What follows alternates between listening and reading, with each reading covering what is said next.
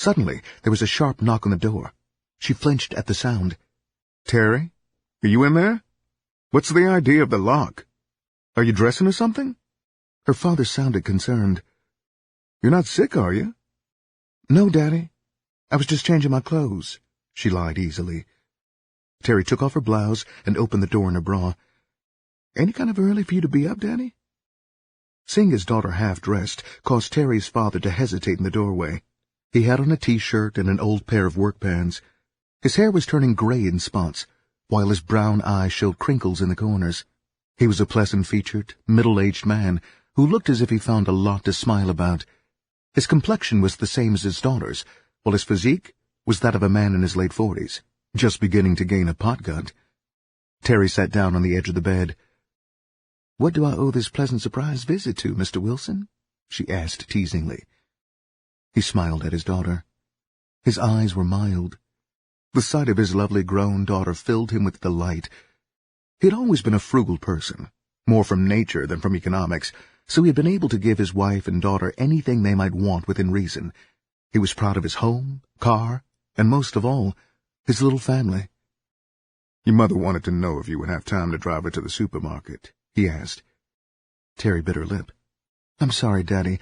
I let Teddy have the car so he could go job hunting this morning," she answered, knowing that Teddy would never bother looking for a job.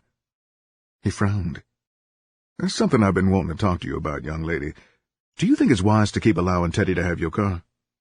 Before she could reply, he continued, "Even though the car's in my name, I've always treated it as though it was yours, Terry, but lately I've been having second thoughts about the matter. I just received 2 tickets in the mail this week, parking tickets, and I know they weren't yours, unless you started hanging around down on Brush in those slums." "I meant to pay for those tickets, Daddy," she replied, lying again. "But they just slipped my mind. I was down there waiting on Teddy and left the car sitting in a no-parking zone too long." Her father stared at her curiously. "There's one more thing I want to bring to your attention, Terry. I told you when I signed for that car that it was your responsibility to pay the car notes on it, yet I've got a notice in my room that says you are overdue on a payment." He continued, "Now, I don't want to get in your business, but you don't even have to pay rent, so I can't imagine what you're doing with your money unless you're starting to take care of that lazy young man you run around with." "I'll take care of that note this week, Daddy," she answered angrily. "I don't know why you and Mama always think I'm giving my money away. I happen to be buying some winter clothes, and I just forgot the car note." Her father turned away from the doorway and started down the hall to his room. "Just make sure you don't forget it this week, or I'll make sure you don't have to worry about it anymore," he answered her loudly over his shoulder as he continued on his way. "Damn it, damn it, damn it," she swore as she slammed the bedroom door. "I lost my high listening to him complain," she rationalized to herself as she picked up the mirror and raked up the little bit of dope left on it. After snorting it, she sat back on the bed and tried to recapture the high. But it was no use. "I can't even get a decent nod in this house without someone bothering me," she thought. Terry began to pace the floor, thinking of where she could get the money to buy another blow before going to work. She picked up the phone and dialed Teddy's house. After talking to Teddy's mother, she hung up the phone, more angry than she had been at first. There was one thing she was going to do, she decided. The loaning out of her car every day would have to come to an end. If she kept the car, it wouldn't be any problem running down a quick blow, she thought coldly. Terry jumped up and walked over to her closet. She removed a pink miniskirt with matching blouse and laid them out on the bed. She debated over taking a quick bath, but the dope had her feeling lazy, so she just dressed quickly. Downstairs in the living room, she found her mother waiting patiently for her father to come down and take her to the store. Terry wrapped her arms around her mother's plump neck and kissed her. "Moms, dear, won't you loan your only daughter $5 without Daddy knowing it? I got to get to work and Teddy's got my car." Her mother stared at her fondly. She was the kind of woman who would always be friendly and courteous to strangers. It was a rare occasion when she lost her temper around anyone, including her family. Frequently in the past, Terry had wondered if anything could shake her mother's decorous behavior.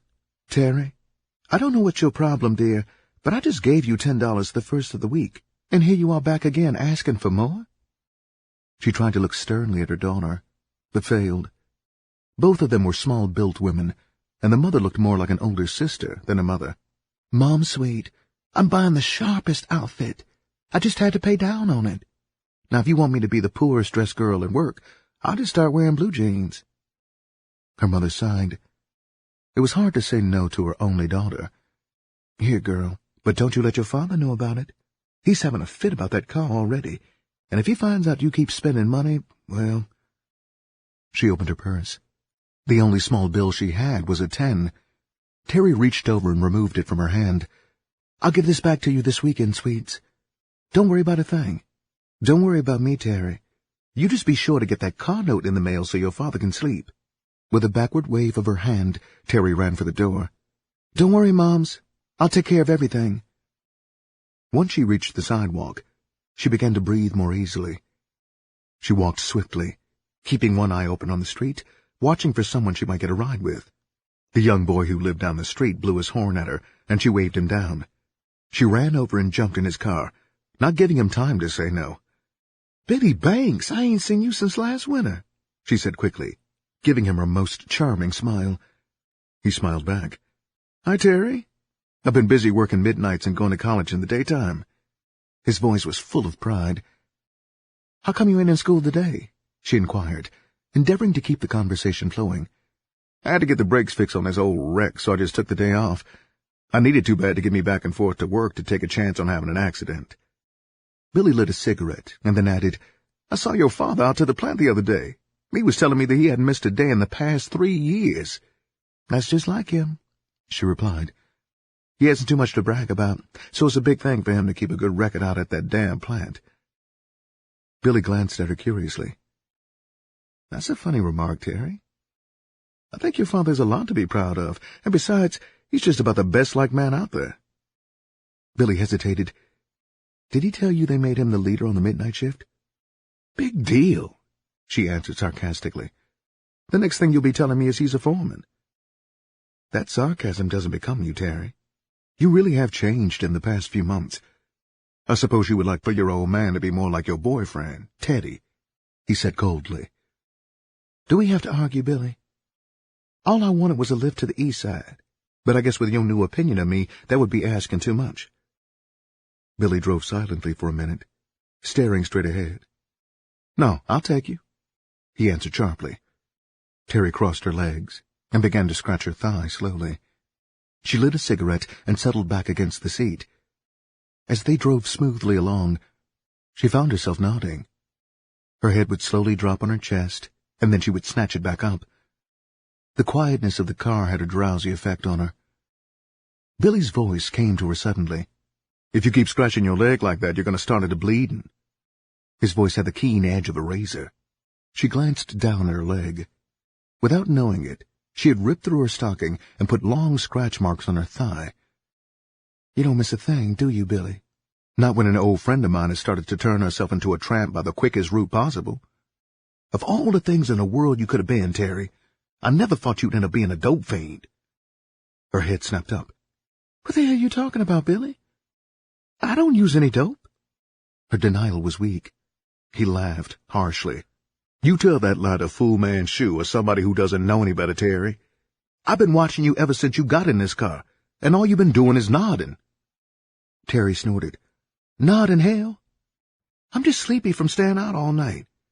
You've been reading too many books at that college you go to. Man, you better come back down to reality and get out of them damn clouds." There was nothing but pity in the look he gave her. "You aren't fooling anyone but yourself, Terry. My older brother used to be an addict before he got killed trying to stick up a store. I can remember as though it was yesterday the way he used to act when he got high.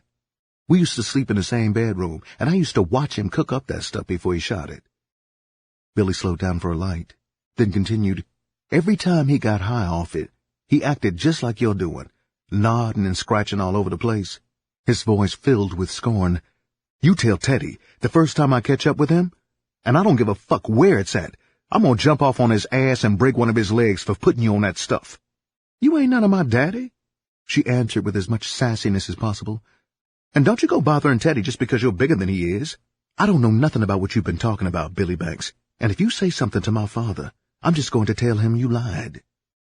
She stared up at him, and then added, "I'm going to tell him that you hit on me, and I wouldn't give you none." "Give me none?" Billy laughed coldly. All I got to do is wait 6 months and then ride down on Brush or John R. and pick you up off the corner and spend $3 with you. You just try waiting 6 months, Billy, and see what you get. She turned her back on him and said, If that's all you can talk about, I don't think we have anything else to discuss. As they continued on in silence, she debated whether or not to have him drive up in front of Porky's house. She decided to have him drop her off 2 doors away. She reasoned that he wouldn't know the difference between Porky's or Joe Blow's. When they got to Porky Street, she saw Teddy parking in front of the dope house. She grabbed Billy's arm. Don't you start nothing with Teddy. Please, Billy. She held his arm, waiting for an answer. She knew Billy's reputation as a fighter from their high school days. It wouldn't be anything strange for him to get out of the car and knock Teddy down. Billy glanced at her and saw the fear in her eyes. He had been in love with her ever since their early school days. They had ridden the same school bus, and he used to wait in the snow just for the chance to walk to their bus stop with her. When the other boys his age had started to date, he had been too busy working after school, selling papers, then later working in a supermarket. All the while he worked, he had kept one burning idea in mind: make a success of his life, and one day she would be his. In the past half an hour, he had seen his daydream destroyed. Once he became aware of her use of drugs, he knew that there was no room in his life for her. He had watched one life ruined because of heroin, and he knew he could not stand to see another person close to him go the same way. The sight of Teddy, and the idea of his having made an addict out of her, was almost too much. He fought to control himself. He realized that, if he got out of the car now, he would lose everything he had worked for, all the nights he had spent in the factory, all the sleepless days in school. There was no doubt in his mind that if he got out of the car, he would end up killing Teddy. He smothered the black rage that consumed him. Billy reached across Terry and fumbled the door latch open. Okay, Terry, he managed to say, fighting back the lump in his throat. It's your play, honey. Just be sure to take care of yourself. She stepped from the car. Okay, Billy. And thanks for the lift. Terry, he called, her name bringing tears to his eyes. Terry, if you ever need something, or someone, call me. Don't forget now. I'll come to you wherever you're at. Just call. She forced a smile. She wanted to leap back in the car and lay her head on his large shoulders and ask for help. She looked up and saw Teddy bearing down on them, so she quickly closed the car door. Thanks, Billy, she called after him as he pulled away from the curb. Teddy glared angrily at Billy as he drove past. He grabbed Terry brutally by the arm and snatched her around. What the fuck was you doing with that square-ass Billy? She jerked her arm loose. If you leave my car alone, I wouldn't have to bum rides. Before she knew what was happening, he slapped her upside the head. Don't you talk to me in that tone of voice. You save all your smart-ass answers for your square-ass friend. Without thinking about it, she looked down the street to make sure Billy hadn't seen Teddy strike her. It wouldn't do at all for him to see that. If he had, she doubted she would have been able to stop him from whipping Teddy. Teddy slapped her again. Bitch, don't be looking for that nigga. Ain't nothing he can do but get both of you killed out here in the street. Teddy glanced in the direction Billy had gone. For all of his threats, he didn't really want to see Billy coming back. After making sure Billy was nowhere in sight, he slapped her again, then wheeled on his heel and walked towards the dope house. Terry rubbed her palm over her cheek and followed docilely behind him. Your days are numbered, she murmured softly under her breath. 6. The department store was just about empty. The doors had been closed for the last 20 minutes, and most of the salesgirls were getting rid of the slow shoppers. Terry glanced at her watch nervously. It was 10:15, so it wouldn't be too much longer before she could get away. For one of the few times she had loaned Teddy her car, she wasn't worried about him not picking her up. He had told her to steal something to sell, and she had taken 2 Kimberly knit dresses earlier in the evening and put them in her large pocketbook. It was the first time she had stolen something, and her nerves were acting up. After she got rid of her last customer, she rushed to her locker and slipped on her fall coat. She removed the purse and started towards the door. She hadn't stolen the garments because of Teddy's constant nagging. She had taken the dresses because she wanted a blow as soon as she got off work. Her anger was still aroused over Teddy slapping her earlier that evening, but for now, she knew there wasn't much she could do about it. "Good night, Mrs. Breeding," she called as she waved at her supervisor. Her legs trembled slightly, but she knew she had gone too far now. If she was busted, it would be before she left the store. She reached the door and began to breathe more easily. As soon as she stepped outside, she saw Teddy double-parked, waiting for her. He blew the horn loudly as soon as he saw her come outside. Terry bit her lip in frustration. What in the world had she ever seen in him? He was loud. He cursed all the time. She wondered what it would have been like to have a man like Billy for a boyfriend. Terry ran between two parked cars and stopped. The front fender of her car had a large dent in it. She stared at it, surprised.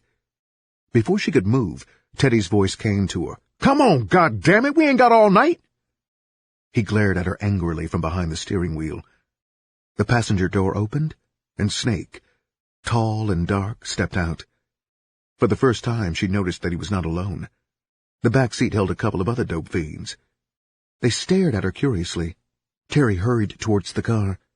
She glanced over her shoulder to see if any of the other salesgirls had come out. The last thing in the world she wanted was for them to see the car full of men waiting for her. She blushed furiously and jumped in the car.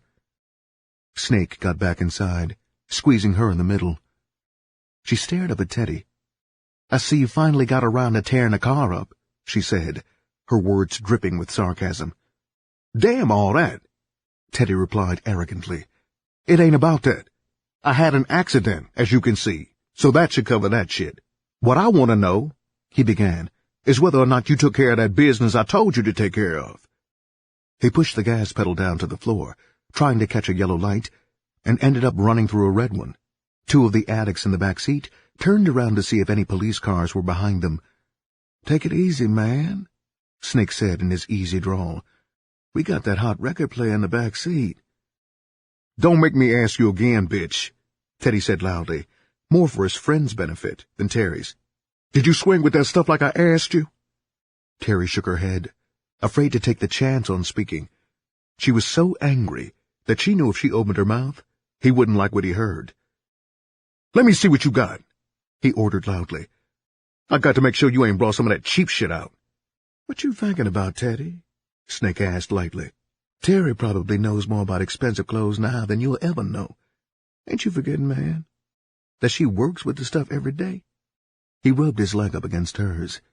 If Teddy should end up blowing, he thought, he couldn't think of a better man to get Terry on the rebound than himself. The more he listened, the more sure he was of Teddy losing her. A man didn't treat a woman like Terry like a dog. Not if he wanted her. You had to baby them, keep them interested, and never go out of your way to embarrass them in front of anyone, even dope fiends. Teddy took the express and drove over to the west side. He was too busy driving to examine the dresses Terry pulled out of her purse. The other addicts in the car quickly gave him their opinion of the clothes. From their admiration, he knew that he could get good money off of them. He left the freeway at Grand River and turned right. He parked a block away from Linwood and climbed out of the car, taking the clothes with him. When Terry started to follow, he waved her back. "You wait in the car, baby. We'll be back shortly. The fence don't like too many new faces coming up." Snake pulled the record player out of the back. "You can wait, too," he said to the other two addicts. "Bullshit," Red and Tiny Tim both said together. Both addicts climbed out and followed them down the street. For a brief moment, Terry was tempted to go. She was quite aware that Teddy was planning on playing on her for the dresses. She stayed in the car and sat staring out of the windshield with unseeing eyes. Her mind was too occupied with the problem of trying to figure out what she could tell her father about the car.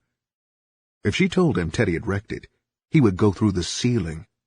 It would be better to just say that she left it parked, and when she came back, someone had backed into it. It wasn't long before Teddy and his group reappeared, arguing amongst themselves over the money. Teddy got in and started up the motor. "How much did you give for the outfits I gave you?"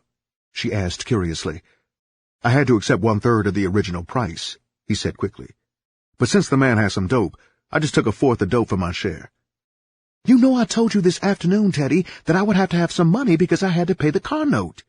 She glared up at him. How many times I got to tell you, Terry, you don't tell me anything. I'm the man, and as long as I'm your man, you'll stay in a bitch's place. She tried another approach. I know you're the man, Teddy, but you use the car as much as I do, and you know it's in my daddy's name. She hated the whining sound in her voice. If I don't come up with some money this week, he's going to take the car away from me until I show him I know how to pay my bills. Use your paycheck, bitch, he replied facetiously. You get a check every week? Pimp hard, nigga, pimp hard, Tim said loudly from the back. Terry remained silent the rest of the trip. She was consumed with blind anger. All right, big shot, she told herself coldly. Just have your fun. Every day ain't the same, and I bet I'll be around to see better days than this. He pulled into a motel and parked beside Snake's old car. We might as well go in your joint and split up the skag, Teddy said. Snake opened the car door and got out. You might as well come in, Terry, since we gonna be a while. He grinned and held the door open for her. As she climbed out, he stared straight in her eyes. It was all there for a man to see. The handwriting was on the wall. Teddy had oversported his hand. That's the last thing I want is another dope fiend, she thought, as she saw the look in his eye. He took her arm and led her towards the motel. Teddy, watching the little byplay, smiled.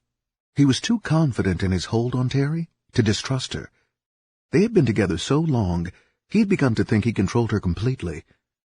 Snake opened the door, and they all marched in. They sat around and shot up their shares of the dope, while Terry snorted the pile Teddy had given her. When everyone was finished, Snake got up to leave. If it's cool with you, Snake, me and Terry will lay up a while. I still got some stuff, so I'll lock up when we get finished. Just don't mess up my sheets, Snake said, and led his friends out of the motel room. After they left, Teddy pulled his clothes off and sprawled out on the bed in his shorts. Take that shit off, Terry. Ain't no sense in you getting it wrinkled up before we leave, he ordered. As she slowly undressed, she watched him measure out 2 piles of heroin from the 4th of dope he had. He made one small pile and held it out towards her. She could feel her eyelids growing heavy from the earlier drug. Is it all right if I take that home for in the morning, Teddy? She asked sweetly. If I want you to have something for in the morning, I'll give it to you. If you don't want this, just say so. I can just as easy put it in my cooker. He stared at her coldly as she removed the last of her clothes. Take them panties and bra off, too. She hesitated briefly. I'll keep this, Teddy, she replied, moving the small pile of dope out of his reach. She stretched out on the bed and set the dope on the nightstand. She wiggled out of her panties and twisted around so he could unsnap her bra.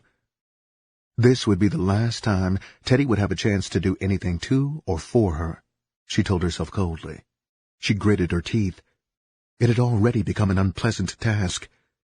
Teddy cooked his dope and shot it up before turning to her. He ran his fingers slowly down her body, starting at her neck, and followed the path his finger took with light kisses. She lay beside him passively. When he drew his head back up and kissed her, he found her lips cold and unresisting. Her coldness aroused his anger, so he mounted her with the intention of riding her roughly, but he couldn't get a hard up. The heroin had taken effect. He lay between her legs and moved slowly. His hips rotated in a grinding motion. He continued until he believed he had an erection. He reached down and tried to force his limp penis inside her. She remained still, as though she were a corpse. For a moment, he nodded, the strong drug taking effect. He allowed his head to drop between her tits. Her stillness aroused his anger further. He began to run his tongue down over her body intimately. Before he could perform cunnilingus on her, she squeezed her legs together. "Bitch, open your goddamn legs," he ordered. She shook her head angrily.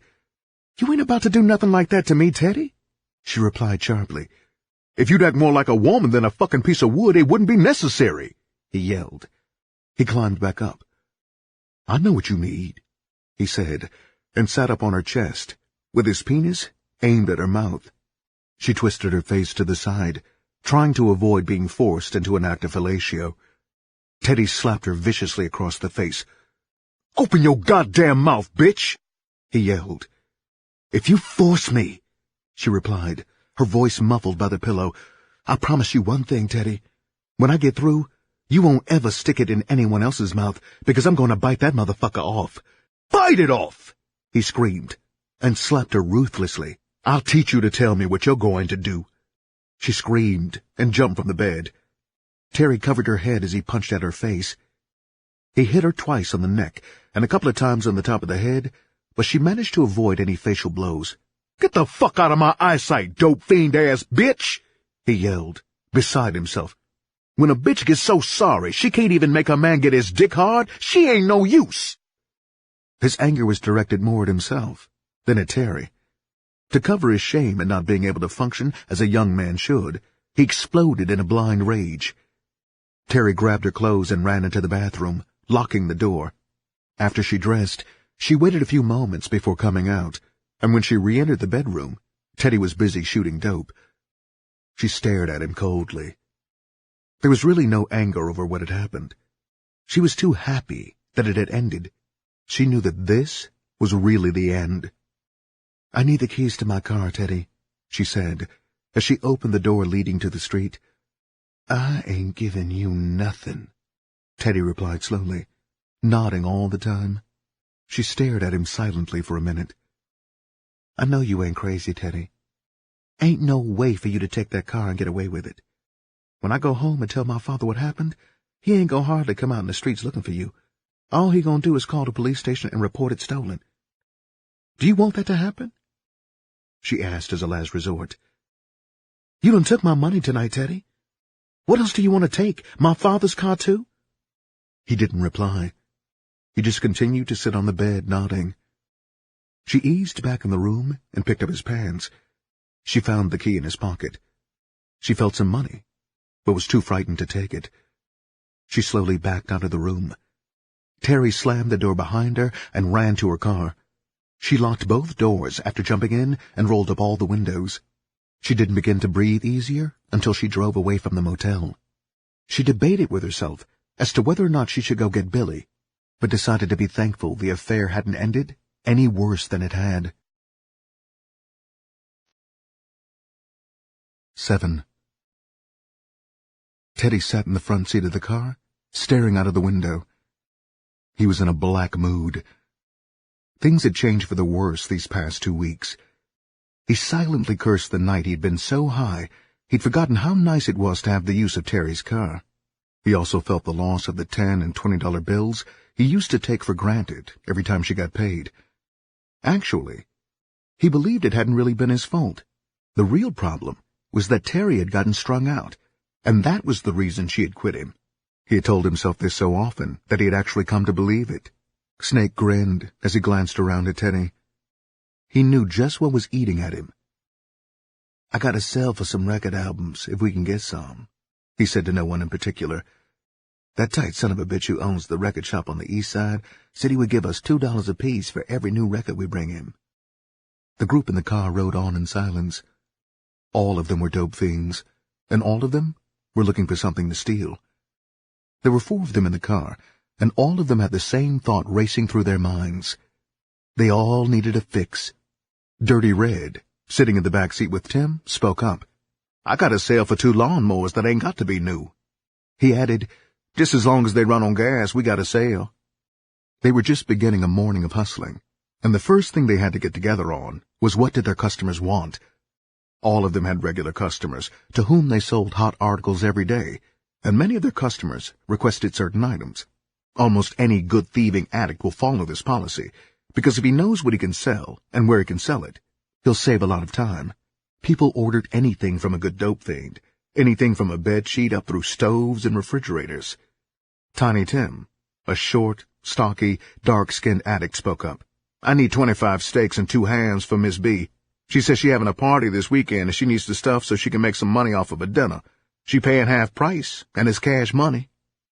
"What about you, Teddy?" Snake asked, turning sideways to glance at his silent partner. "You know what I need," he replied coldly. "I still got the same customer waiting on that portable TV, but it don't look like we're going to come up with it." I don't see nothing wrong with your arms or legs, Dirty Red said harshly. They got television sitting down in the basement of Sears, but I ain't seen you walk in there yet and come out with one. Shit, Snake, Tim said. Your sister got a nice one sitting in her bedroom. It would be a hell of a lot easier ripping that one off than walking out of one of these stores with one. Your mammy got one sitting downstairs in her house, too, only it just ain't colored, Snake replied loudly, with no apparent anger. Tim thought it over for a minute before replying. I'll tell you what I'll do, Snake. The day we cop your sisters, we can stop by my house, and I'll swing with my mother's. The men in the car rode on in silence, waiting for Snake's reply. If he decided to steal the televisions, they wouldn't have to try their luck in the stores. They all prayed quietly that he would go for it. If the day ever comes when I need a fix that bad, I'll see if you really mean that, Tim. I'm going to sure find out where your heart is at, 'cause your mammy is going to kick your goddamn ass when she finds her TV gone, Snake answered. Red yelled suddenly, There's a wine store, baby! Let's chip in and get a couple of bottles of grapes. He added, Maybe we can swing with some whiskey while we're in there. No sooner did he mention it than Snake pulled over to the curb and parked. Everybody piled out but the driver. Red stuck his hand back in the car window. Give me some change to help out on the wine. Snake shook his head. I bought the goddamn gas. The least you can do is buy the motherfucking wine. Red walked away from the car and followed the other two into the store. He hadn't really believed Snake would give up the money, but it never hurt to ask. He caught up with him and broke the sad news. They both cursed over Snake's tightness, more from habit than anger. After giving Red the money for the wine, they all split up inside the store, each man taking a different aisle to go down. Teddy walked slowly up and down the aisles, searching for something worth stealing. Not finding anything he deemed worth his skill, he walked over to the counter and joined Red. While the druggist waited on them, they watched Tim in the mirror behind the counter. Tim had found the stocking rack, and with his back towards the mirror, he began to load up. He opened the shirt under his light jacket and pushed handful after handful of stockings inside his open shirt. When he finished, he zipped up his jacket and walked slowly up the aisle toward the door. As Red paid for the wine, Teddy walked away, heading over to the stocking rack. He opened his jacket and shirt as he walked. When he reached the rack, he noticed the counter girl busy with another girl customer, so he took 2 handfuls of stockings and continued towards the door. Before he reached his destination, he made one smooth motion, and the stockings disappeared under his shirt. When Red joined them at the car, they were counting pairs of stockings. Between them, they had removed 52 pairs of seamless stockings from the rack. They each put up their loot in one of the empty shopping bags lying in the back window of the car. Each man kept count of his and his friend's merchandise, because it was no surprise if at the end of the day one of his buddies came up with merchandise that belonged to another addict. After we get another small sting, Snake said as he pulled away from the curb, we can stop and get a little blow. He grinned at his friends. I've been feeling boogie ever since this morning. I didn't do but a $5 pack when I woke up. If we listen to you, Snake, we wouldn't never get no hustling done. Between you and Teddy, you stay boogie. It don't make no difference how much dope you shoot in the morning either, Tim said harshly from the back seat. Red poured all the cups full of wine. They got a 5 and 10 cent store right down the street, but the floor walkers are hip to me and Tim. He drank down his wine in one gulp before continuing. If we go in the store first, we can pull the 2 floor walkers that work on the main floor, and you and Teddy, Snake, can cop the record albums they got setting out. They argued back and forth on how to swing with the LPs. Snake wanted to use the shot box they had in the trunk of the car, but Red argued that they didn't need it. They decided to try and swing with the records with an over-the-shoulder shot, draping their jackets over one shoulder while holding the stolen records in the crook of their arm. That way, it was decided, they could steal more albums than they would be able to get away with using their shot box. Snake parked almost in front of the dime store. I'm leaving the keys in an ashtray here, he informed the group. He glanced up and down the street. That little short street over there, he said as he pointed over his shoulder. If we have to run, whoever reaches the car, pull over there and look in the nearest alley. You'll find us somewhere down in it. All of the men glanced at the escape route. It was very important to them because they never knew when they would need it. It was best to know which way you were running before you came out of a store with detectives running behind you. With no hesitation, they always had a good chance of getting away. The floor walkers wouldn't have any car, and once the pickup was made, it was smooth sailing, unless they stumbled upon a patrol car. Red and Tim got out first and ambled towards the store. The other two waited until they had entered the building before following. Then they got out and went in by another door. Before Red and Tim had even got in the door, the floor walkers, a man and woman posing as a couple shopping, began to follow them. They walked slowly towards the counters in the back, acting as though they didn't have a care in the world.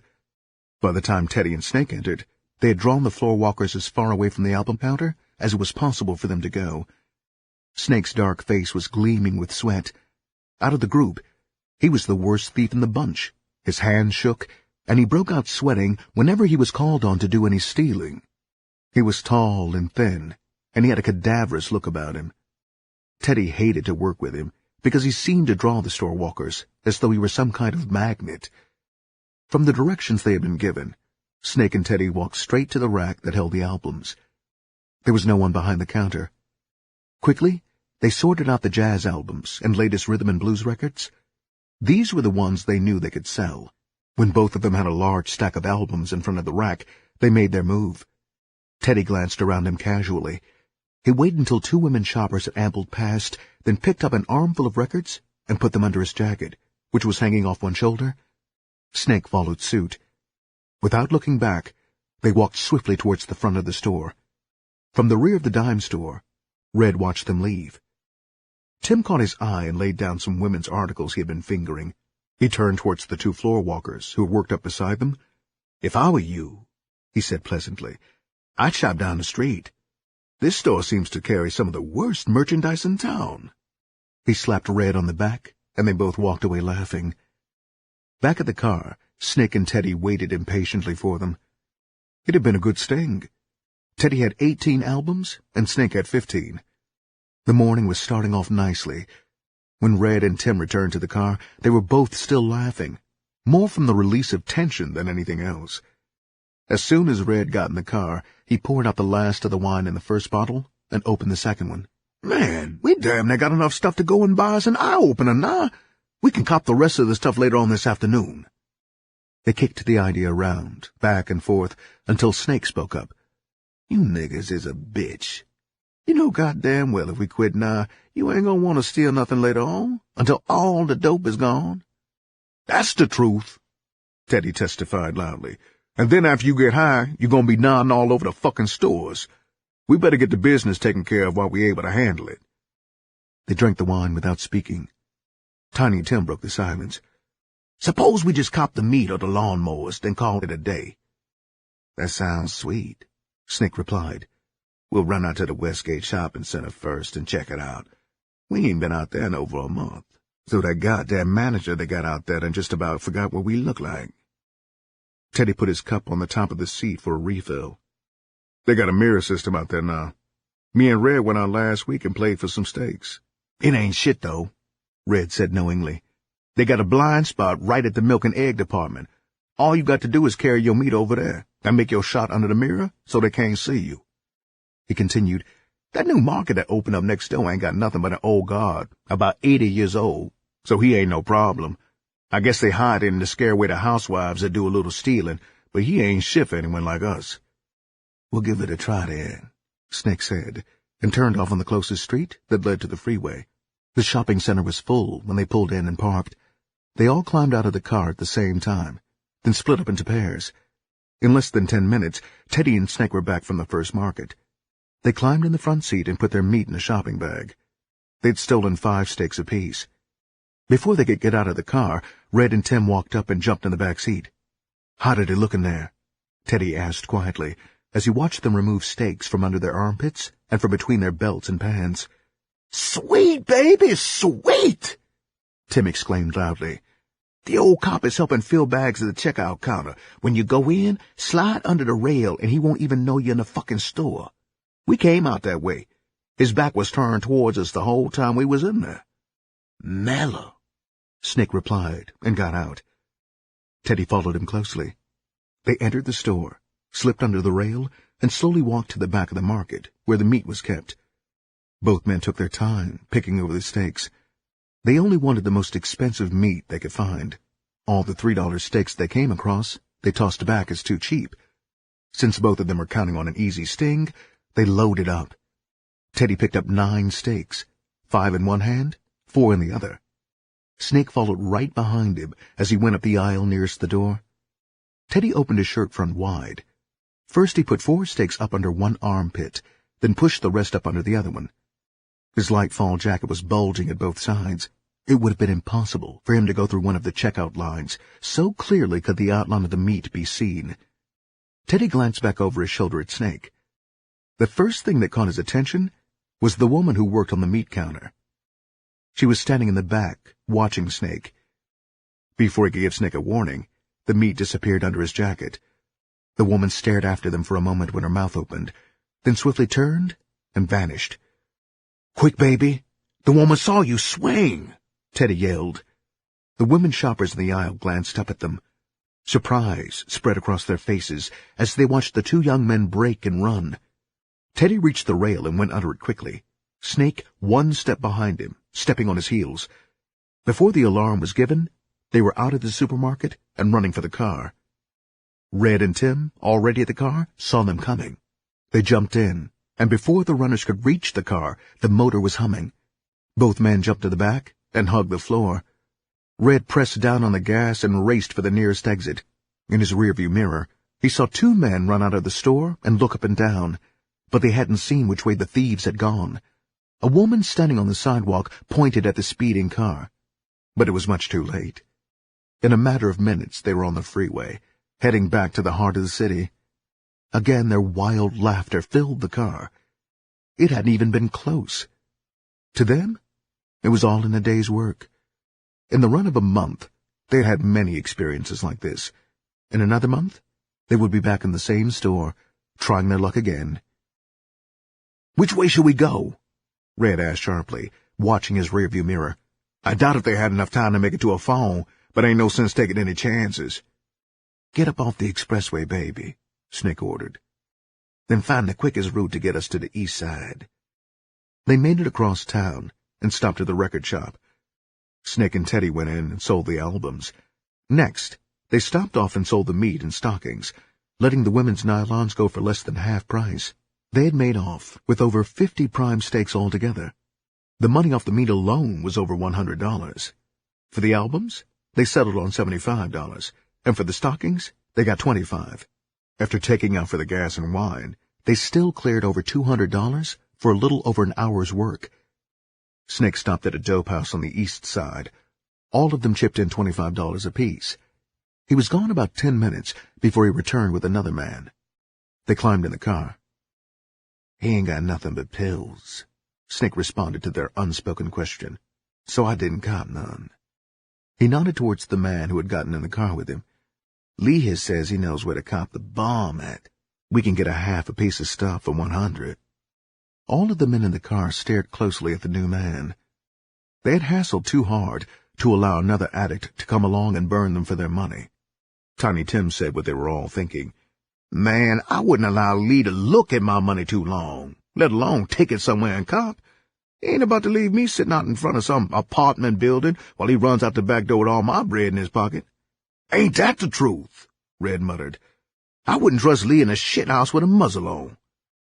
Lee was a short, balding man, turning to fat in his late 20s. He listened to them without any apparent concern. What they had said was just about true. No matter how close friends they might be, $100 would be a lot of temptation. "What's the matter with you? You think I'm a fool or something?" Snake asked hotly. "Whenever my money goes out of sight, I'm going with it." Teddy spoke up. "What's Lee gonna get out of it, since he's so willing to take us to cop?" "Nothing," Snake replied bluntly. "All he wants for me to do is take him by his wife's house so he can pick up his TV to pawn." He didn't wait for any replies, but started the car and pulled away from the curb. "Man, I'm sick," Red exclaimed loudly. "I thought we were going to cop some stuff, and now here we are running all over town." "I ain't but a couple of blocks away," Lee said. "What I need is some help lifting the damn thing, 'cause it's a flow model." Lee pointed out the directions, and in a few minutes they pulled up in front of a small frame house. Lee got out, with Snake following him. They went up the front steps, and Lee walked in without knocking. In the front room, 5 little children were sitting on the floor watching cartoons on television. Without bothering to speak, Lee unplugged the TV set and began winding up the cord. The children let out a yell, and their mother came running in from the kitchen. She stopped at the sight of the 2 men and put her hands on her hips. She was a tall, very light-skinned woman, thin to the point of being frail, with freckles covering her nose. Her large bosom heaved up and down with controlled wrath. Her eyes narrowed, glittering with disgust. "You done took everything else out of the house to sell, you low-down bastard, so now you done decided to take the only thing the children got they can enjoy." She sat down and put her arms around 2 of the children. "Don't you worry, and quit that crying." She pulled the children closer in an attempt to stop their tears. "Just get out, Lee. If you don't never come back, we can consider ourselves lucky." Snake picked up his end of the television. He was in a hurry to get away with it. He hated to see children cry, but the $10 he was getting for helping smoothed over his small concern. They carried the floor-model television out to the car. The sound of the kids crying followed them outside. The set was so large, they had to put it in the trunk of the car and leave part of it hanging out. The rest of the men grumbled until they reached the pawn shop. They worried over the possibility of the police stopping them. If a police car should happen to pass them and see the TV, it was an automatic search. They didn't stop talking about it until after they had pawned it and reached the dope house. Snake went in with Lee, and when he returned, he stared up and down the street closely before walking to the car. From his behavior, the men in the car knew he had reached the man and made a score.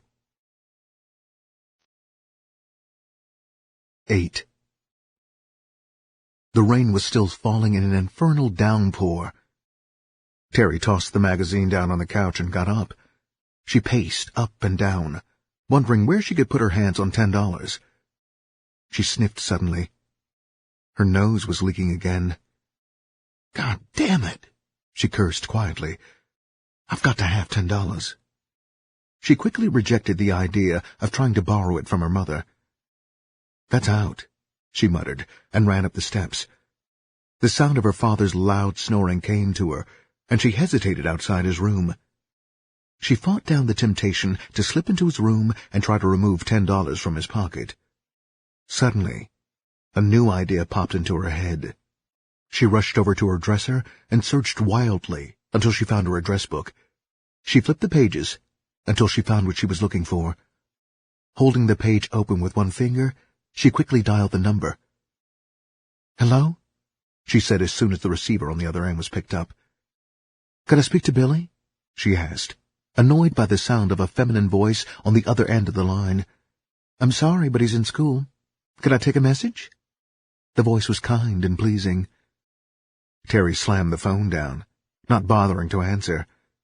She stretched out on the bed, fighting back the tears. "Tears won't help you now, girl," a small voice inside her warned. She twisted over on the bed. A hot flash ran through her, followed quickly by sweat running down her armpits. She rolled over on the bed, her legs beginning to feel stiff and heavy. "What am I going to do?" she cried silently into the pillow. She sat up quickly as cold chills shot through her body. She stared at the tiny portable radio sitting on her dresser. "It's useless," she told herself miserably. "It didn't cost over $10 when it was new." Terry jumped up and ran to the window, then stared out, her mind racing frantically. She trembled from a chill and hugged herself tightly. She retraced her steps and snatched up the phone. She dialed a number, tapping her foot impatiently. "Porky!"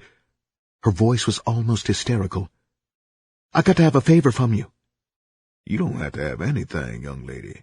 But first of all, who do I have the pleasure of speaking to?" His voice was low and sweet. "Porky!" she almost screamed. "This is Terry.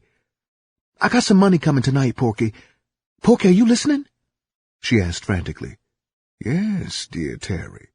But I'm not interested in anything you might have tonight. Money, honey, that's the new magic word in the 70s. Ain't you hip?" He laughed uproariously.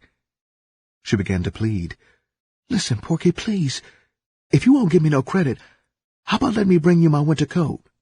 I just want to pawn it to you until I get off from work tonight." "Listen, Terry," he ordered, his voice brittle. "You already owe me $20, dear, so I don't think I can allow you to go any deeper in debt." Suddenly his voice became sweet again.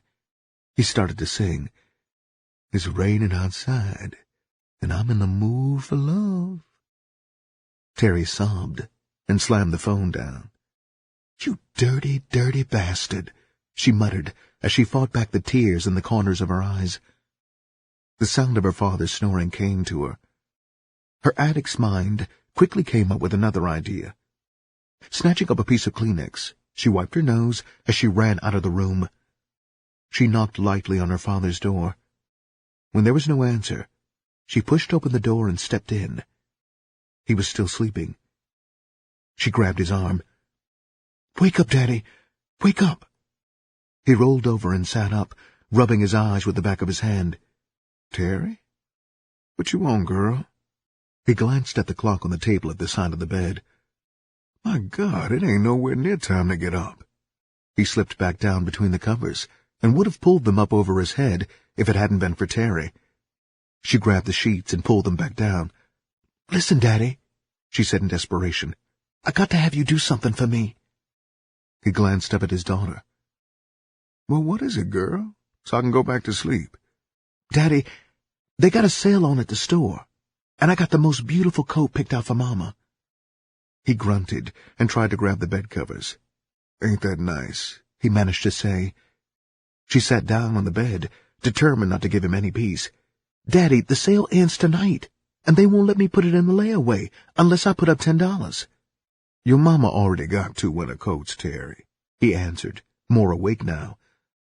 "Oh, Daddy, them things is all out of style. You don't want Mama going to church with them old things on this winter." He grunted again and made as if to roll over.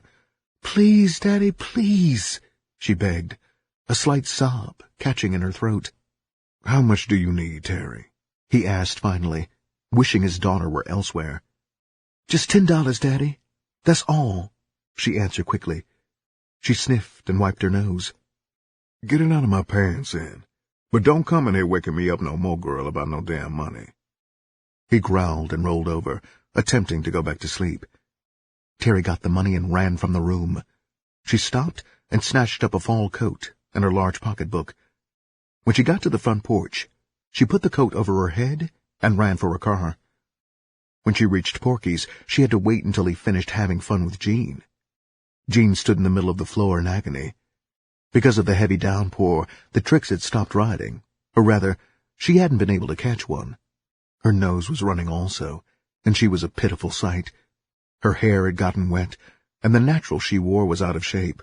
She'd removed her spring coat to allow the water to drip from it, and the abscesses on her arms were oozing pus.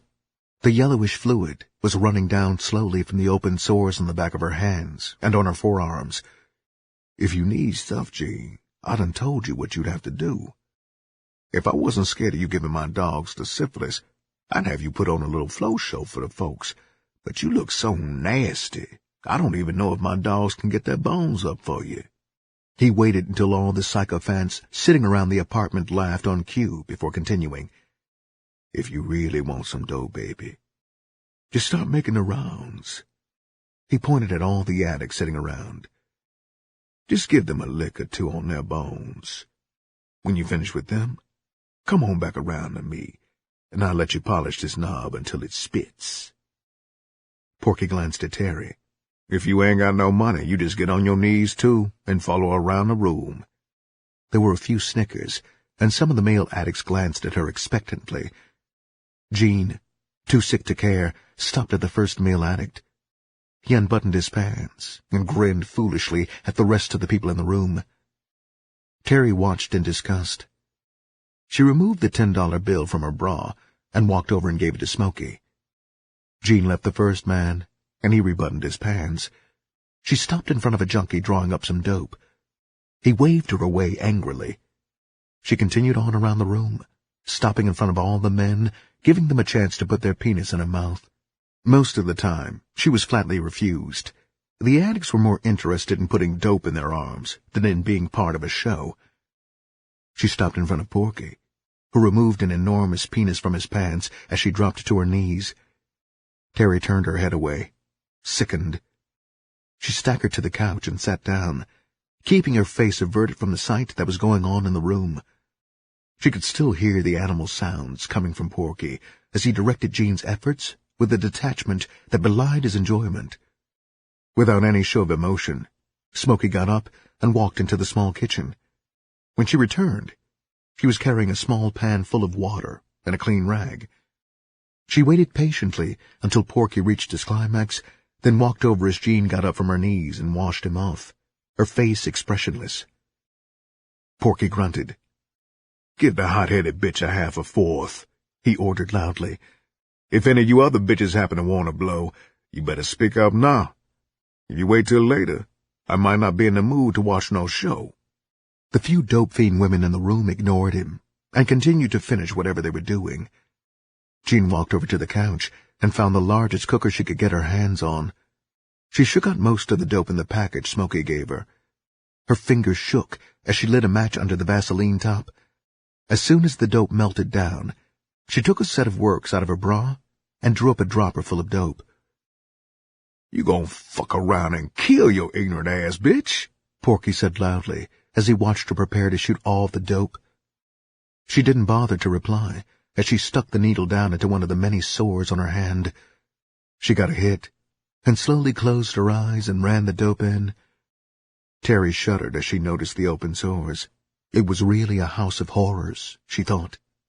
Jean ran the dope in, then removed the dropper from the spike. Leaving the needle still in her hand, she drew up the rest of the dope and ran it in quickly. Before she could take the spike out, she fell over on the floor. "The bitch that had an OD!" a few of the junkies yelled together. Before Jean had hit the floor good, Porky's doorman and Smokey went into action. "Get some salt water," Gigi yelled. Smokey came out of the kitchen carrying a tray full of ice cubes. She knelt down beside the stricken woman and raised her dress. She began to insert the chilling ice into Jean's womb, while another girl put ice cubes around her neck and bosom. Gigi drew up a dropper full of salt water and shot it into her veins. They worked on her quickly and professionally. Porky watched silently. As soon as she moaned and got propped up, he stood up and walked over. "Big Ed," he yelled.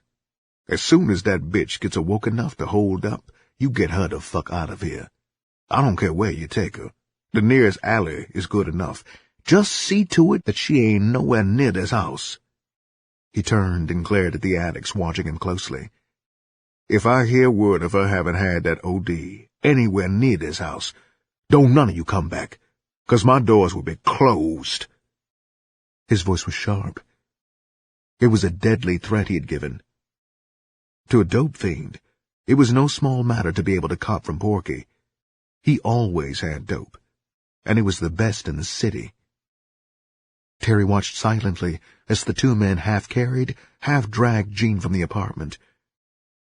"I wonder what they'll do with her," she said quietly, not even aware that the addict next to her had heard. "They'll take her to some alley and drop her in it, if she don't wake up soon," he offered quietly. She shuddered at their ruthlessness. A slow awareness of what she had become involved in forced her to ask, "But suppose she dies? Then what?" The dope fiend shrugged his shoulders.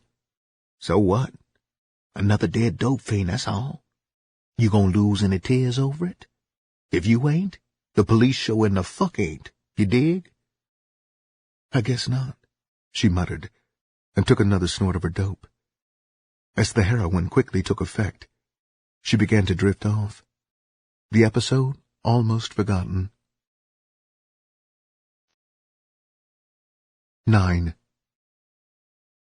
The rain was still falling as Minnie hurried towards the department store. It had been a wonderful opportunity for her, she reasoned, when she and Terry had started working together. With Terry working on the inside of the store, it was almost impossible for a floor walker to bust her, because Terry knew them all.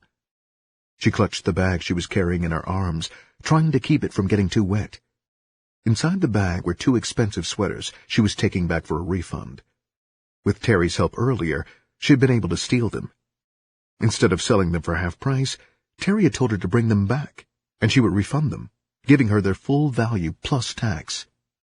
She entered the department store, wondering idly if Terry had heard the latest news about Jean.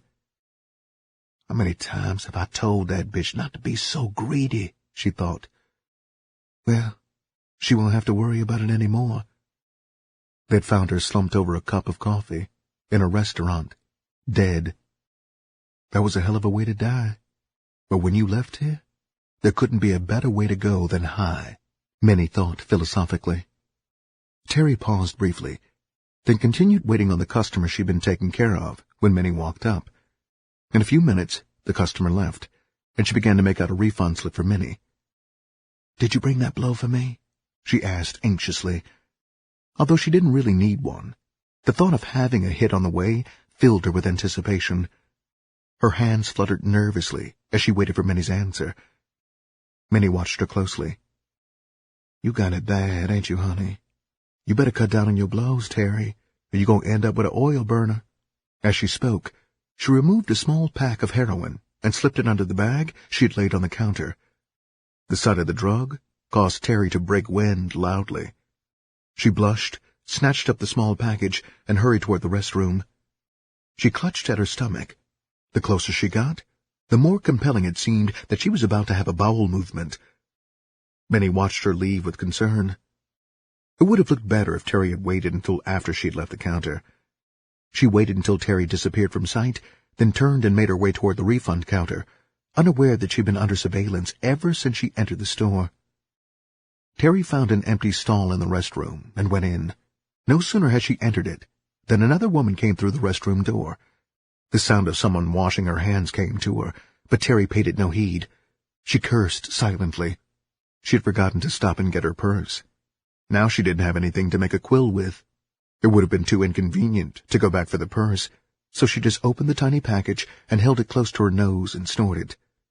Doing it this way caused her to waste a small amount of the dope, but it didn't disturb her.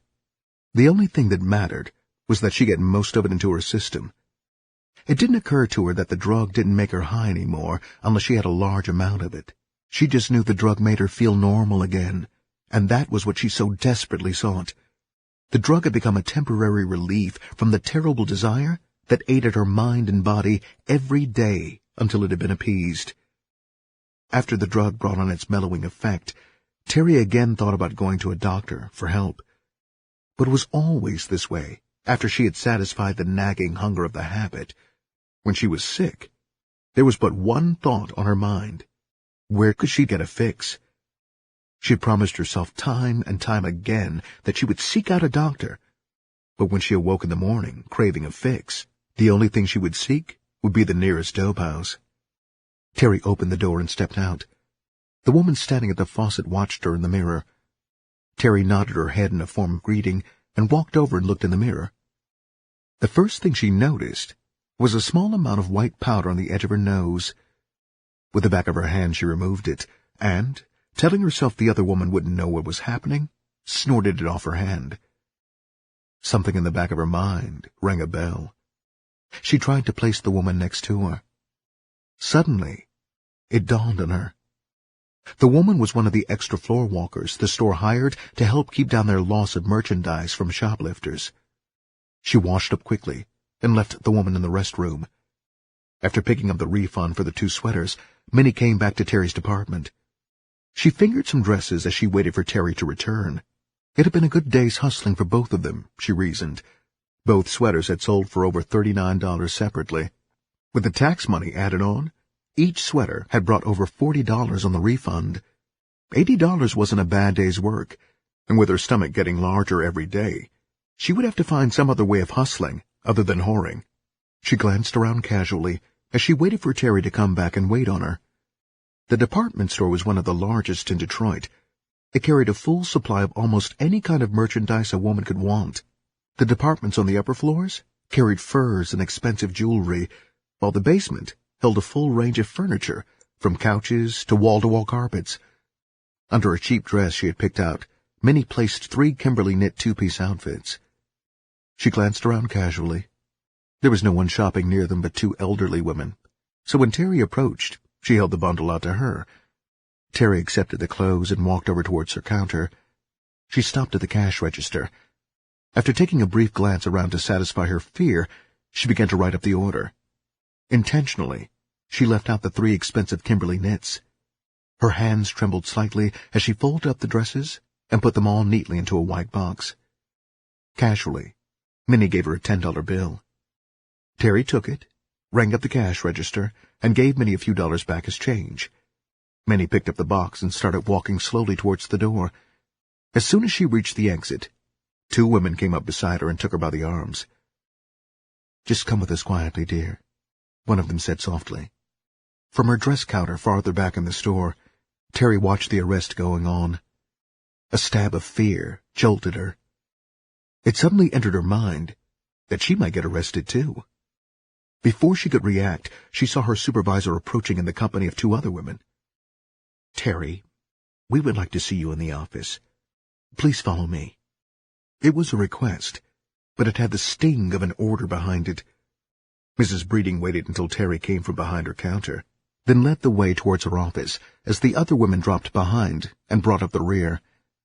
The other salesgirls standing at their counters watched the procession curiously.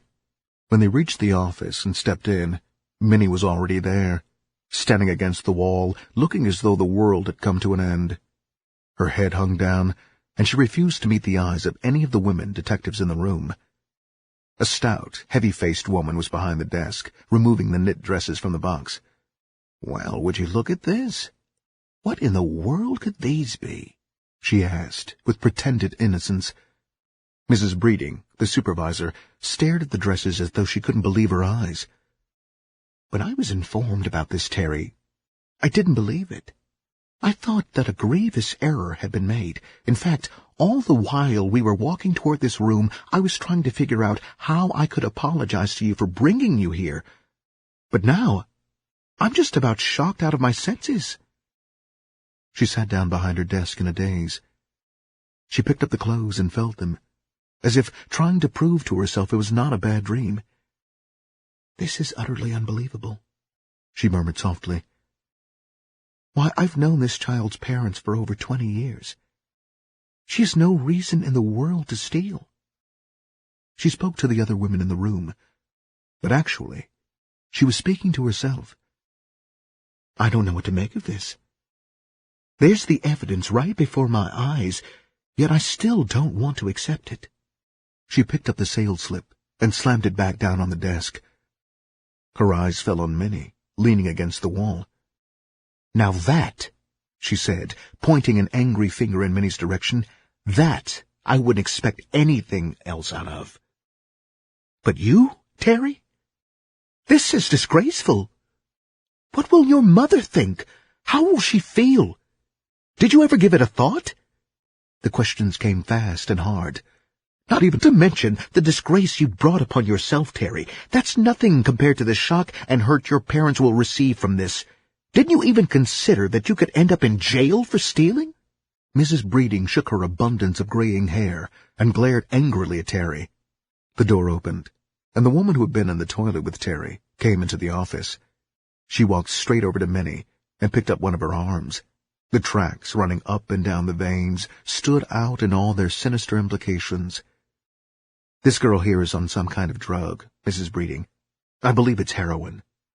She dropped Minnie's arm. "I don't know for sure, but when I went into the John, I think Terry was using some kind of drug also," she said coldly. Mrs. Breeding came out of her chair as though shot from a cannon. "Is that true, Terry? Have you been foolish enough to get yourself involved with some kind of addicts?" "No, ma'am," Terry answered in a timid voice. She had been high when she entered the room, but the fear of arrest was like a splash of cold water on her face. She searched frantically for a lie that would get her out of this trouble. If there was any hope of salvation, she had to find it. The very thought of having the store press charges against her for shoplifting was stupefying. If she would have to appear in court in front of all the people just like a common criminal, she would just die. The thought made her turn crimson. Mrs. Breeding, seeing her blush, thought that Terry was ashamed of just being accused of using drugs. There was no possible way, she thought angrily, that a nice girl like Terry could actually be on anything like dope. She couldn't bring herself to think about it, let alone believe Terry guilty of it. She called 2 of the women detectives over to her desk. They whispered quietly among themselves for a few minutes. Every once in a while, one of the women would shake her head vigorously. Not the other one, Terry managed to hear, as she leaned forward, trying to catch snatches of the conversation. Mrs. Breeding came around to the front of her desk and leaned against it. Terry, because of your mother's honesty and goodness, I can't be the one to cause her a broken heart. She worked for me for over 20 years, so I owe her something more than heartache. Because of this, young lady, we're going to give you a break. You don't deserve it, but I'm doing it because of my deep respect for your mother. She paused for a moment, walked behind the desk, and opened a drawer. Here, she snapped, taking out a check and tossing it on the desk. We've decided to keep this among ourselves. This is your last check, Terry. What you have coming next week, we will keep to pay for the articles you and your friends have stolen. She glared at Terry, hurt and bewilderment in her eyes. If, for any reason, you're ever seen in this store, you will be arrested on sight, Terry. Now, if you don't like us keeping your other check, you can get ready to go to the nearest police station and take it up with the judge in the morning. It's your decision. Her voice had grown harsh. Speak up now. What do you want to do? It doesn't make any difference to me. For a brief moment, Terry couldn't believe what she was hearing. Then it dawned on her that they were really going to let her go. She was really going to get out of it. Relief flooded through her. Yes, ma'am. I understand, she managed to answer. You won't have to worry about me coming back in the store any more either. She hesitated for a moment, then asked, Is it all right if I leave now? Mrs. Breeding just glared at her. There was so much she wanted to say, to find out. But it wouldn't do any good, she reasoned. Yes, you can go now. Just be sure to take that with you. She pointed her finger at Minnie. Before Terry and Minnie had even left the room, Mrs. Breeding picked up the phone and dialed Terry's home number. Terry's mother answered the phone, and Mrs. Breeding broke the bad news. It was the sound of someone trying to stifle a sob, then silence. After a few moments' wait, Mrs. Breeding asked with concern, Are you all right, Mrs. Wilson? Mrs. Wilson sat as though she were dead. The phone dangled down from her lap, hanging like a dead limb on a tree. Mr. Wilson stared at his wife in surprise. He walked over and picked up the hanging receiver. After listening to the voice on the other end of the line, he thanked the woman for calling and hung up the phone gently. His wife stared at the wall, dazed. It was not just the phone call. She'd been dreading something like this for the past month. She couldn't put her finger on it, but she had sensed something happening to Terry that was out of the ordinary. Mr. Wilson sat down on the arm of the stuffed chair and put his arm around his wife's plump shoulders. His voice was low and tender. Now, dear, don't take this too hard. There has to be a reason behind it. Terry is no thief. You and I both know that. There must have been some kind of misunderstanding that we don't even know about. Let's not judge Terry until we hear what she has to say about it. His voice was firm and full of confidence in his daughter. Leona Wilson snatched her husband's words the way a drowning person would grab at a piece of driftwood. You're absolutely right, Herman, she said. I don't know what I was thinking about. We must wait and hear what Terry has to say. It's just that Mrs. Breeding mentioned the use of some kind of dope. I didn't understand just what she was getting at, but she mentioned some other girl with Terry who used dope. She stopped and thought for a second, then added, Why, I don't even think Terry would know what dope looked like if she saw it. I know I wouldn't. She laughed self-consciously at her own ignorance. She continued, The idea of it is so preposterous that just for a moment it threw me off. Nowadays you hear and read so much about young kids getting hooked on all these awful drugs that for a minute it just knocked me off my feet. She smiled up at her husband, trying to find assurance, hoping that his defense of Terry would ease her anxiety about her daughter's peculiar behavior. Herman had no doubts whatsoever about his daughter. Dope was something you read about, not something that came home and hit you in the face. Not if you were the kind of man he was. He worked hard so that he could give his family everything they wanted within reason. Dope was something the kids in the slums used, not a girl like Terry. She had everything a young girl could want. Dope? He had to laugh at the thought. He had given Terry more than the average white child received growing up. No, dope was one problem he didn't have to worry about. He leaned over and kissed his wife's cheek. Now don't worry, Mother. We don't have anything to worry about. As soon as Terry comes home, she'll explain what happened. I know she's feeling bad about losing a job, so we won't say too much to her about it. All we want is an answer to why she let herself get involved with that other girl. Mrs. Breeding said there was no doubt about it. The other girl was a drug addict. More than likely, Terry was probably trying to help her out. He smiled at his wife, reassuringly. I'll be willing to bet that it was probably one of her old school friends who turned out bad, and Terry was just trying to help her. In his attempt to comfort his wife, he began to believe his own excuses. The more he talked, the more he began to believe it had to be the other girl's fault. 10. Terry walked out of the department store in a daze, followed closely by Minnie. Her mind was in such turmoil that Minnie had to lead her to her car, parked at the curb. You can always find another job, Terry. It ain't nowhere near as bad as you think it is. She remained silent until after she got behind the steering wheel. She stuck the key in the ignition.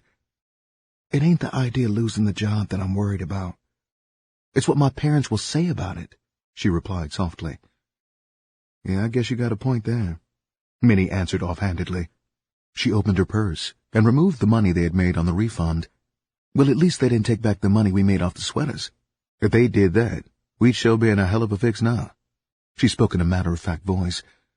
Terry pulled away from the curb and slipped into the slowly passing traffic. I'm in enough of a goddamn fix now without worrying about some damn dope, she said bitterly. She was just beginning to realize the significance of what had happened. I'm going to stop using, she declared loudly. Sure, honey. I know all about it. Every dope fiend I know is going to stop using one day, Minnie answered coldly. The only thing is that when they do stop, they're usually in jail as someone is tossing dirt in their face, like what's going to happen to Jean now. She just kicked. She ain't got to worry about the Chinaman no more. No, sir. As soon as she gets her face full of dirt, it will be just another dope fiend gone, honey. Terry drove on, listening to Minnie's chatter, nodding her head perfunctorily. The handwriting was on the wall, she thought coldly. She knew that she would have to do something about her drug problem, and problem was the understatement of the year. How she had ever allowed herself to get into such a condition was beyond her comprehension. Her mind shied away from the naked reality of her addiction.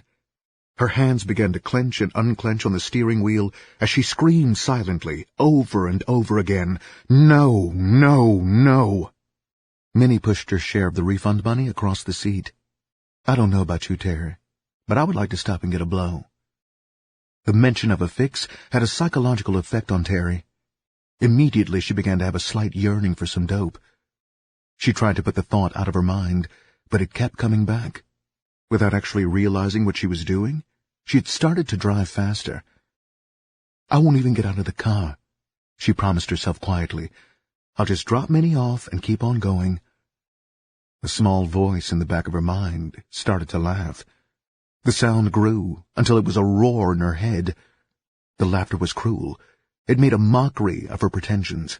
A flash of insight came to her, cold, revealing, and brutal.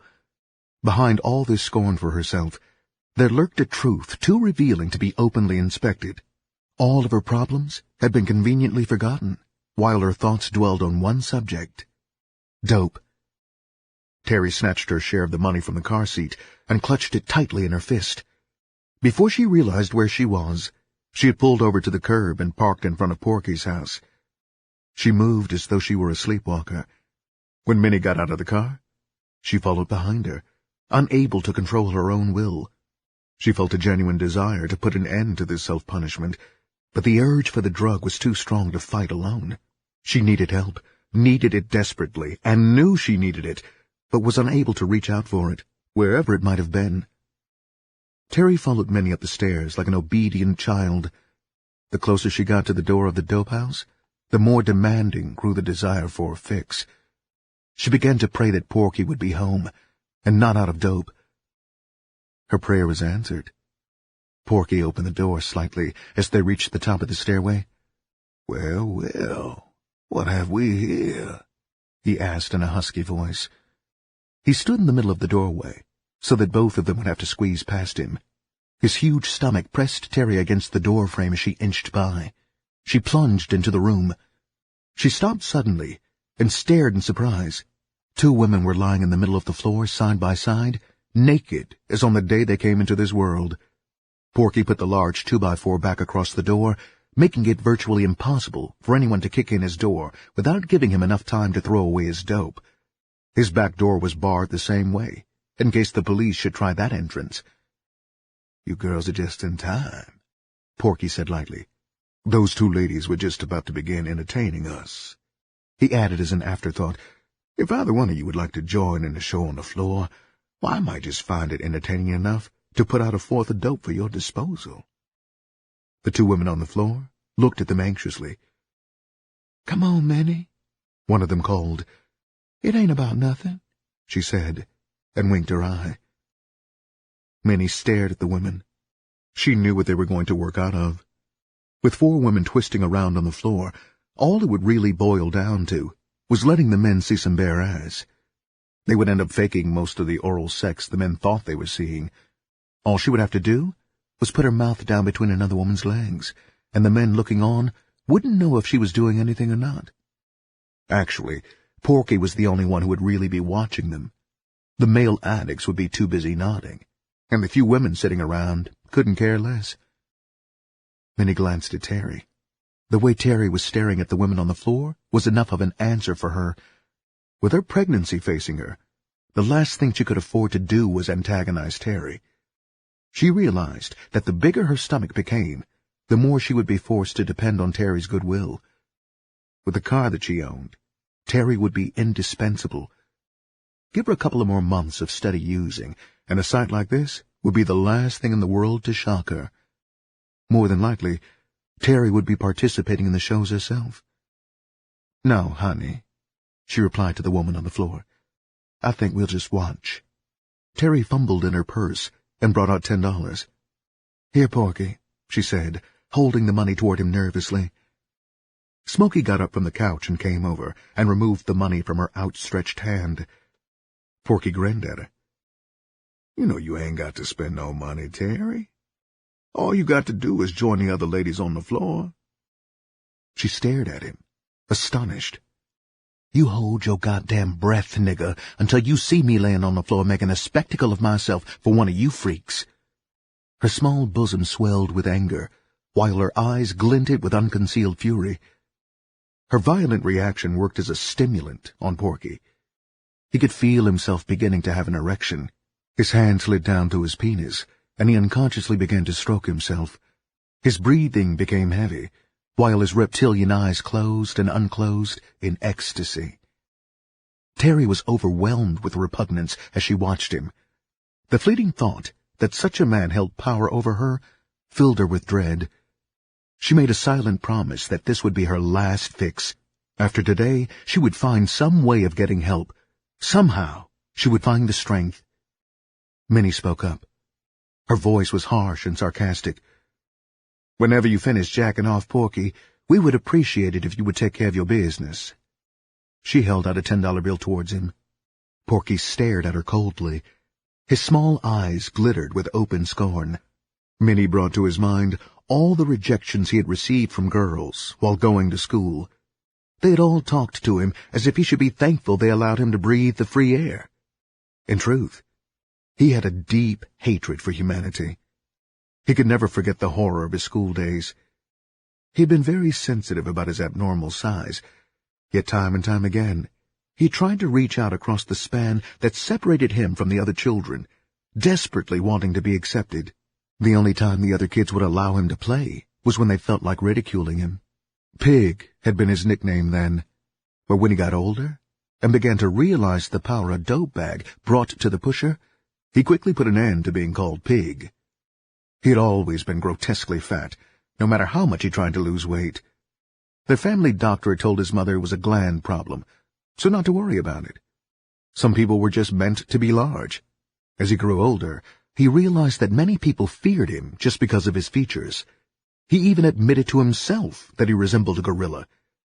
What he really enjoyed, though, was the fear that he inspired in women. When he saw that, it aroused him the way nothing else could. There was nothing he enjoyed more than sleeping with a woman who was petrified by fear. Many of them became paralyzed, practically statues of stone, when he started making love to them. Smokey took the money out of Minnie's hand as Porky lumbered over to his overstuffed chair and sat down. "Don't get beside yourself, bitch," she warned Minnie as she gave them each a pack of dope. "You bitches ain't getting paid just to lay on the floor," Porky yelled loudly at the two women on the floor. Minnie rolled her eyes at Smokey, but didn't reply. Smokey resembled a robot, a walking zombie. Porky kept her so high that, most of the time, it seemed she wasn't aware of where she was. Whenever the addicts discussed her abnormal habit, they spoke in voices full of awe. She was completely at the mercy of Porky's whims. If he were to put her out, her chances of staying alive would be small. Her daily use of heroin would cost an addict on the street over $500 a day. In the run of a week, she used the retail value of over $3,000 worth of dope. Smokey headed back towards the bedroom, stepping over the two women on the floor. She stared past them, her dilated eyes not even seeing them. She lacked the slightest interest in what they were about to do. As Minnie and Terry took their dope and sat down beside each other, the two women on the floor began to perform. More for their own benefit, really, than for anyone watching. Each woman stretched out with her head pointed towards the other's feet, while their legs interwove intimately. They were using the scissors position, a favorite of professional lesbians, and as they rubbed cunt to cunt, it became apparent that there was nothing faked about this. Both women were thoroughly enjoying themselves to such a degree that no other person seemed to exist in the apartment for them. Terry found herself blushing as she watched the women. "My God," she thought, "this can't really be happening. Not in a room full of people and most of them men." She cautiously glanced out of the corner of her eye to see how the men were reacting to this grotesque display. To her astonishment, very few of the male addicts were really watching. Most of them were too involved in trying to find a vein to shoot their dope in, while those who had already shot up were nodding as though nothing at all strange were going on. Here and there, Terry could see a person looking on curiously, but on the whole, only the women addicts were interested. Many of them moved their legs unconsciously as they watched the act build up to its climax. Porky stared at the women hungrily, saliva running out of the corner of his mouth and dripping down on his huge chest. After watching a little longer, Terry began to find the show repetitious, so she opened her small pack of dope and began to snort it up. When the women finished, they sat up on the floor and began to snort some dope off an album cover Smokey had set out beside them. Porky got up and waddled over to the bedroom door. He came back, leading one of his huge German police dogs. He held the dog between his legs as he spoke to the women. "I'll tell you what I'll do," he began, his voice thick with desire.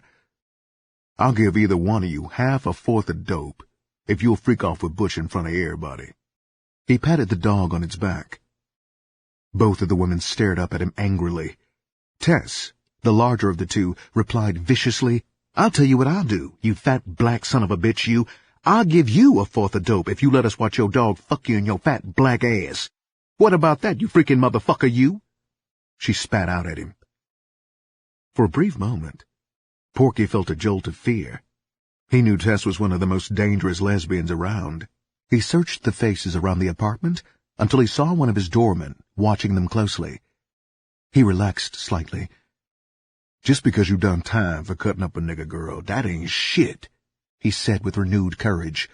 "If that nigger had been a man, he'd have kicked you in your ass and took that little funky whore you cut him up over." Tess jumped up and began to put on the men's clothes she wore.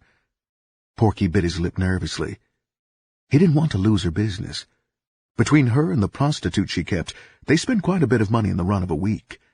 Ever since she was released from prison, she had been using.